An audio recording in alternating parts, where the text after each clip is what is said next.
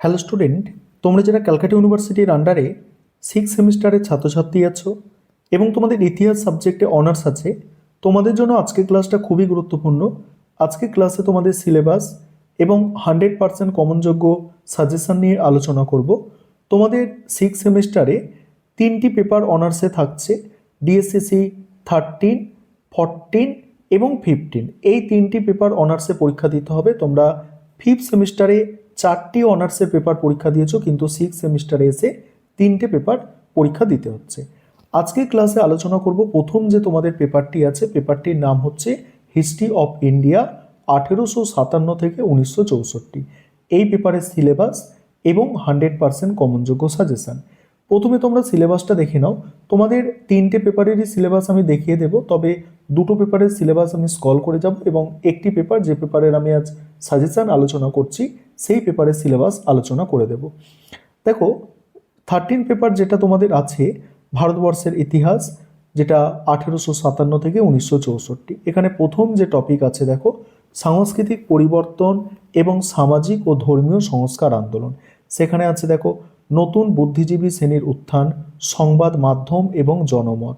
তারপরে আছে সংস্কার ও পুনর্জাগরণ, সেখানে ব্রহ্ম সমাজ, প্রার্থনা সমাজ, রামকৃষ্ণ বিবেকানন্দ, আর্য সমাজ, ওয়াহাবি।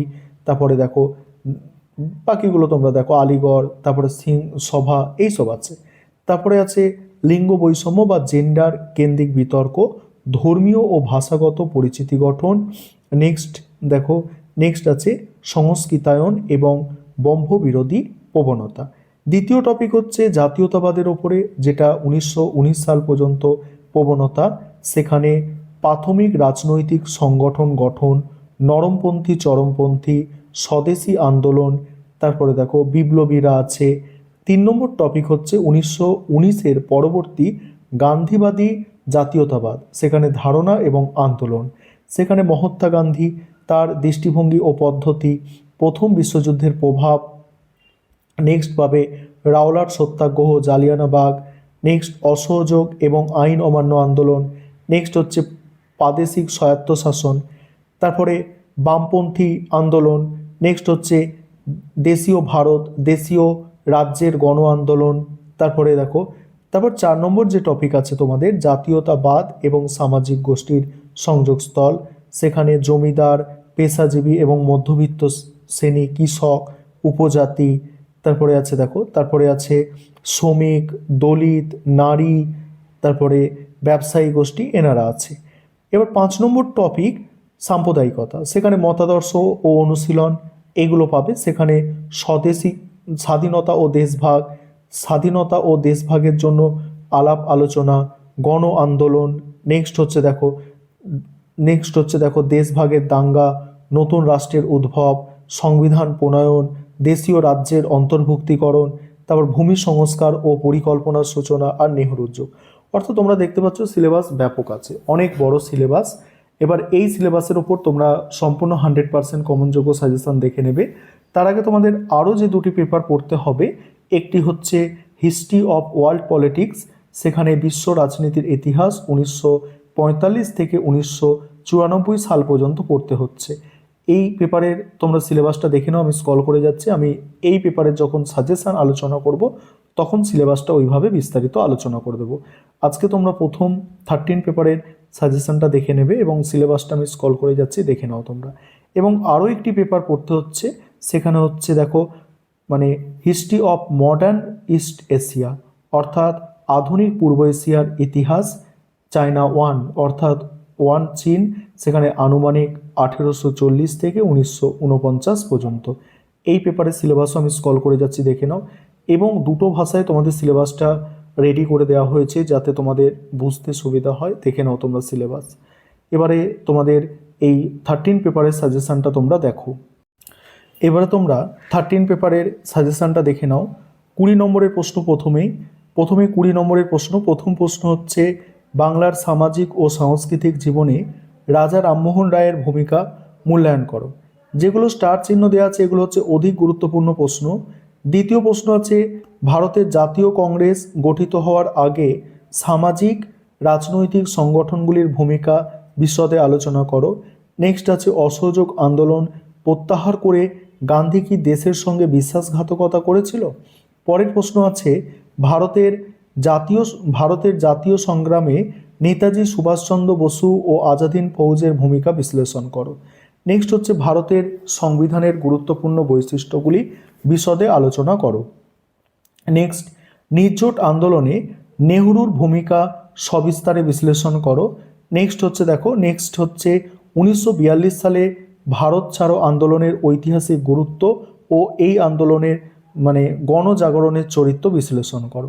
পরের অংশটুকু সাজেশনের আলোচনা করব, তার আগে যে বিষয়টা বলার আছে, তোমাদের জন্য এই অনার্স পেপারে স্টাডি মেটেরিয়াল তৈরি করা হয়েছে আমাদের। তোমরা যারা স্টাডি মেটেরিয়াল পারচেস করতে ইচ্ছুক আছো অবশ্যই তোমরা স্ক্রিনে দেওয়া নম্বরে যোগাযোগ করে আমাদের থেকে স্টাডি মেটেরিয়াল পারচেস করতে পারো, এবং তোমরা জানো যে আমাদের সাজেশান এবং স্টাডি মেটেরিয়ালের কোয়ালিটি কী আছে। তারপরে দেখো 8 নম্বর প্রশ্ন, ভারতের সংহতি সাধন এবং দেশীয় রাজ্যগুলির ভারতভুক্তির ক্ষেত্রে সর্দার বল্লভভাই প্যাটেলের ভূমিকা। নেক্সট হচ্ছে ভারত বিভাজন কি অনিবার্য ছিল নাকি মাউন্টব্যাটেন পরিকল্পনা ভারত বিভাজনের পথ সুগম করেছিল? পরের প্রশ্ন 19 শতকের সমাজ ও ধর্ম সংস্কার আন্দোলনে ঈশ্বরচন্দ্র বিদ্যাসাগরের অবদান আলোচনা করো। নেক্সট স্যার সৈয়দ আহমেদ খান ও আলিগড় আন্দোলনের প্রকৃতি ও গুরুত্ব আলোচনা করো।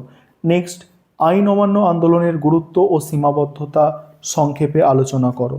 এই 12টা প্রশ্ন হচ্ছে তোমাদের জন্য মোস্ট ইম্পর্টেন্ট প্রশ্ন। আরও প্রশ্ন এখানে রেখেছি, কারণ অনার্সে এই 12টা প্রশ্নের ওপর ভর করে পরীক্ষা দেওয়া প্রথম থেকে ঠিক নয়, সেটা পরীক্ষার সময় কম প্রশ্ন তৈরি করো, ঠিক আছে। প্রথম থেকে তোমাদের সাজেশনটা আমি দেখাচ্ছি, তাই এখানে প্রশ্নের সংখ্যা বেশি থাকবে, এবং অনার্সের তোমরা যারা ছাত্রছাত্রী আছো তোমাদের জন্য 5th সেমিস্টার এবং 6th সেমিস্টারটাই সব থেকে কঠিন, আর এই দুটো সেমিস্টারে একটু ভালো করে পড়াশোনা করতে হবে, তাই এখানে প্রশ্নের সংখ্যা বেশি রাখা হয়েছে তোমাদের সুবিধার্থে। এবং যারা ভাবছো আমরা কম পড়তে পারবো না এতগুলো প্রশ্ন, তাহলে তোমরা 12টা প্রশ্ন করলেই হবে। এবং বাকি যারা ভাবছো যে আমাদের 80%-এর বেশি নম্বর পেতে হবে, তাহলে তোমরা একটু বেশি পড়বে। দেখে নাও এখানে প্রশ্নগুলো। ভারতের দলিত আন্দোলনের ওপর একটি সংক্ষিপ্ত টিকা, বঙ্গভঙ্গ বিরোধী স্বদেশী আন্দোলনের পটভূমি ও প্রকৃতি আলোচনা করো। ভারতের স্বাধীনতা সংগ্রামে নারীদের ভূমিকা আলোচনা করো। নেক্সট আর্য সমাজ ও স্বামী দয়ানন্দ সরস্বতীর সমাজ ও ধর্ম সংস্কার আন্দোলনের মূল্যায়ন করো। নেক্সট ভারতের বামপন্থী আন্দোলনের বিবর্তন এবং স্বাধীনতা সংগ্রামে তাদের অবদান আলোচনা করো। নেক্সট স্বাধীন ভারতের সংসদীয় গণতন্ত্রের উদ্ভবের ক্ষেত্রে জওহরলাল নেহরুর অবদান, ভারতের রাজনীতিতে চরমপন্থী আন্দোলনের উদ্ভব ও বিকাশ আলোচনা করো। নেক্সট ভারতীয় জাতীয় কংগ্রেসের প্রারম্ভিক পর্বের কার্যকলাপের সংক্ষিপ্ত মূল্যায়ন করো। এটা নরমপন্থীদের কার্যকলাপ হবে প্রারম্ভিক পর্বের এবার 5 নম্বরের প্রশ্ন দেখে নাও। 5 নম্বরের প্রশ্ন এখানে যদিও স্টার দেওয়া নেই, তবে প্রথম থেকে 8 নম্বর প্রশ্ন কোনোভাবেই বাদ দেওয়া যাবে না। এই প্রথম থেকে 8 নম্বর প্রশ্ন হচ্ছে একদম ভিআইপি লেভেলের প্রশ্ন, তাই এগুলোকে স্টার দিয়ে চিহ্নিত করা হয়নি, কারণ এগুলো প্রথম দিকে রাখা হয়েছে, এগুলো অলরেডি ভিআইপি লেভেলের প্রশ্ন বলেই সাজেশনের প্রথম দিকে আছে। যেমন ভারতের সংবাদপত্রের উত্থান সম্পর্কে সংক্ষেপে লেখো। তারপর দেখো দেওবন্দ স্কুল এর ভূমিকা ও প্রভাব বিশ্লেষণ করো। নেক্সট হচ্ছে ভারতের জাতীয় কংগ্রেসে নরমপন্থী নেতাদের অবদান সম্পর্কে সংক্ষেপে লেখো। নেক্সট হচ্ছে গান্ধীর চিন্তায় সত্য ও অহিংসা কী ছিল তা বিশ্লেষণ করো। নেক্সট হচ্ছে রাওলাট সত্যাগ্রহ সম্পর্কে সংক্ষেপে আলোচনা করো। নেক্সট মুসলিম লীগের লক্ষ্য সম্পর্কে সংক্ষেপে আলোচনা করো। নেক্সট দেশীয় রাজ্যগুলির অন্তর্ভুক্তি সম্পর্কে সংক্ষেপে লেখো। নেক্সট হচ্ছে তেলেঙ্গানা কৃষক আন্দোলনের তাৎপর্য সম্পর্কে সংক্ষেপে লেখো। নেক্সট মহারানীর ঘোষণাপত্রের তাৎপর্য ব্যাখ্যা করো। নেক্সট হচ্ছে সেফটি ভালভ তত্ত্ব কী। নেক্সট ক্যাবিনেট মিশন সম্পর্কে সংক্ষিপ্ত টিকা লেখো। পরের প্রশ্ন আছে মাউন্টব্যাটেন পরিকল্পনা কী। তারপরের প্রশ্ন 1946 সালে নৌবিদ্রোহের গুরুত্ব আলোচনা করো। নেক্সট তেভাগা আন্দোলনের গুরুত্ব, প্রথম পঞ্চবার্ষিকী পরিকল্পনা সম্পর্কে সংক্ষিপ্ত টিকা।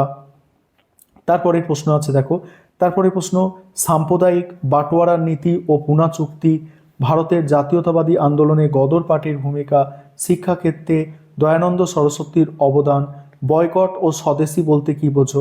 এই 19 নম্বর পর্যন্ত মোস্ট ইম্পর্টেন্ট প্রশ্ন, এবং তারপরে কয়েকটি প্রশ্ন আছে দেখে নাও।